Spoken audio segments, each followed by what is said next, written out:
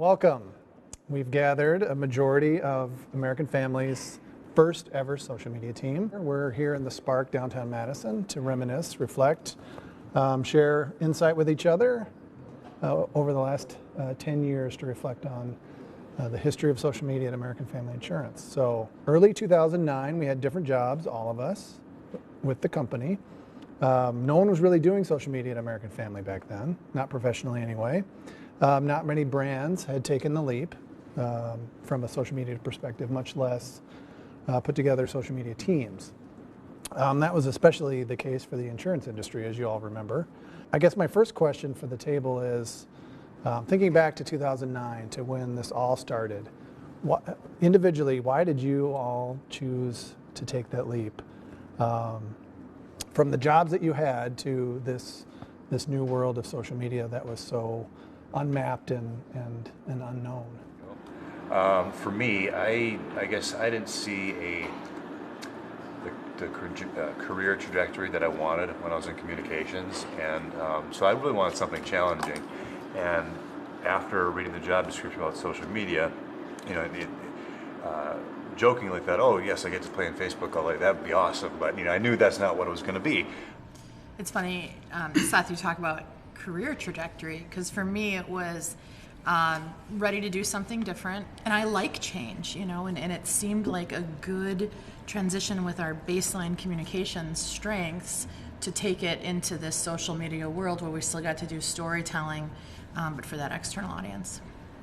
I remember you all got hired before I did, like a month or two before I did. So I was in the education division, and I was trying to use social media. This is 10 years ago. I was trying to use social media in education 10 years ago. Yeah. And there was very little appetite for it at the time. It was like constant roadblocks and hurdles in my way. And I went to a town hall, and he mentioned on the stage that we were going to be using social media for marketing at American Family, and brought up Facebook, and got my attention right away. I thought, oh, wait, the thing I've been struggling with the most, and I'm getting the most roadblocks on, there's a place somewhere in this company that says, we're going to do this, and I immediately knew I wanted to be a part of it. Well, when I joined the team a little bit later, I was excited to work in social media, but I had actually had the opportunity, previous to joining American Family, to help manage some social media profiles. And I just loved being in a pioneering position and to work with a bunch of innovators that were doing new and exciting things. I also came in a little bit later, after COLLIN. I don't remember, maybe it was 5 or 6 months after you started. You were overwhelmed with building Facebook pages. And For agents. For agents. And this is when the company had made the determination that not only were we going to use social media for the company to talk with our customers, but we were also going to empower the field to use social media. So let's talk about Facebook specifically. Even in our early conversations here, it was the focus of a lot of the work early on. It was the focus of our agent program, but also our corporate program initially. What was memorable about that time, either corporate or agent, about our early Facebook presence? What do you remember about some of the things that we did as a brand? I think one thing that stood out for me was the ability for us to sort of be nimble and agile the whole time, and really kind of drive the conversations that we wanted to have. The way we got around legal was we didn't talk about product. We kind of made that agreement that we're not going to talk about selling insurance here. We're going to talk about things that are useful, right? We're going to make this content for our audiences be helpful. I think that was the... Celebrate and protect. Yeah, celebrate and protect. Thank you very much. So, and that was, I think that really stuck out to me, for allowing us to kind of just do what we wanted to do, and just find out what stuck. Would stick with people. So, yeah.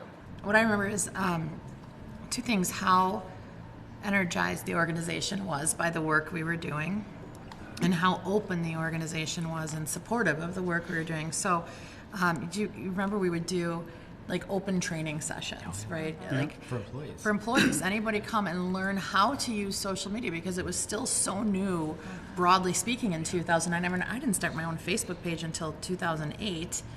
And so a year later, you know, if we were early adapters, we're trying to bring the rest of the employees along and tout the benefit of being socially active in general, as just brand ambassadors. But then also how the company really gave us a lot of flexibility, autonomy, but even just the idea of just trust the people to do the right thing in social media, right? We didn't have a long social media policy for employees. It was essentially use common sense, and that's what the policy still is today.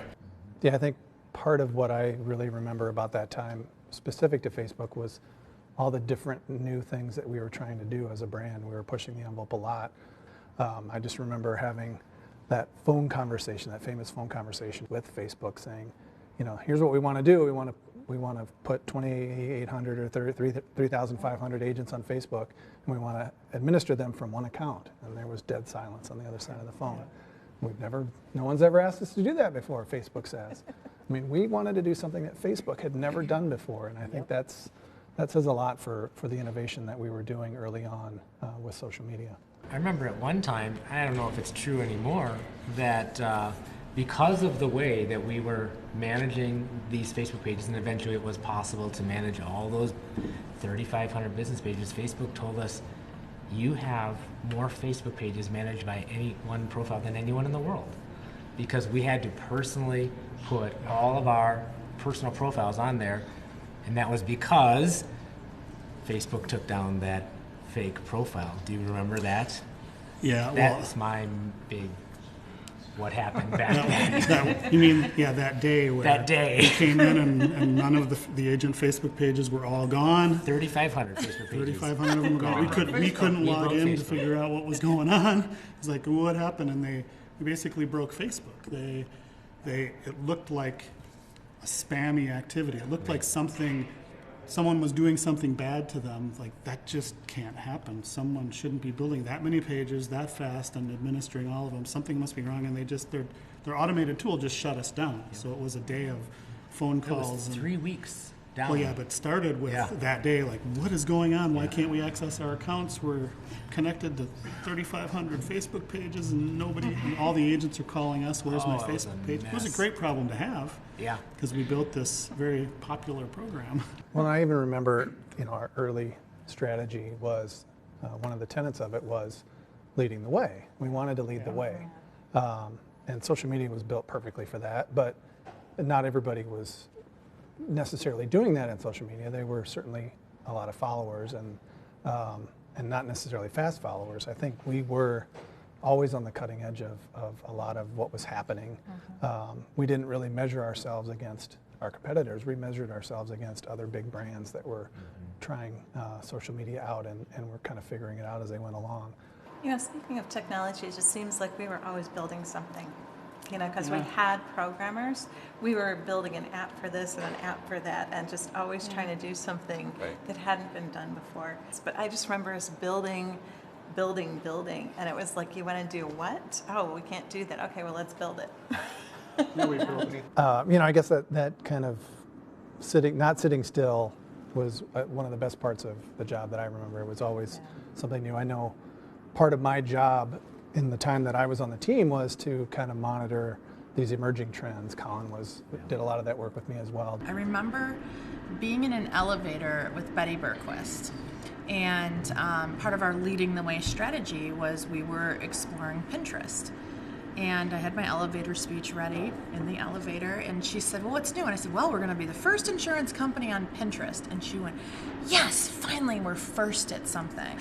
And it was in that time when we weren't even a fast follower, as in the industry in general. And so I really thought that what we were doing in social media at the time showed the company we could do things nimbly and lead the way.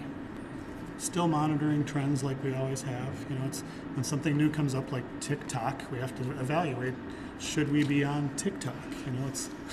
Should we be on Snapchat? I do think one of the things this team did really well was pivot and stop.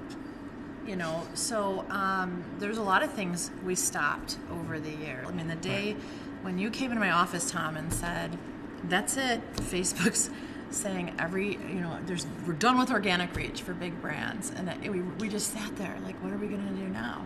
But we figured it out. I always think of that as the day the music died. Right?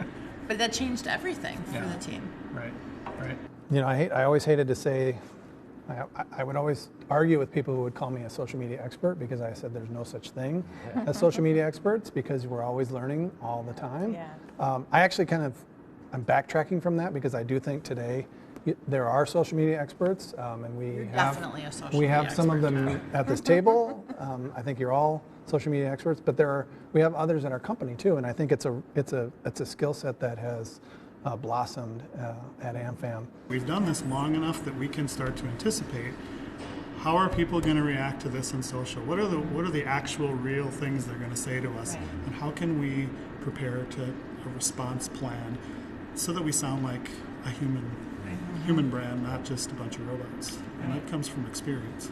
With what I've been focusing on with social care, there's been a lot of sensitivity around like canned responses and making sure that we're pre-planning to always say the right thing. And I think what we've learned over the years is that we need to have more personalized conversations and responses. So I think we're on the eve of more real-time responses to what somebody's asking and not just playing it as safe as what we were before. And we might take more of a leadership role in that direction. Well, I've appreciated the autonomy, and I mean, what I think we've all mentioned about summarize the ability to, I would like to try this, and even today, in the last couple of years, since we've got a lot of history here, but even today, I want to try this, and my manager would say, let's see what happens. Let's give that a try. I just really appreciate that because it allows us to experiment, the innovation. It just really feels like what we are talking about during this conversation is very much where we've been talking about in the last just couple of years about the value of innovation for American family. And who knows? Maybe we were some groundbreakers. It was definitely, I think, the most fun job I've had. Thanks for the work you did, friendship over the last 10 years as well, and may it continue.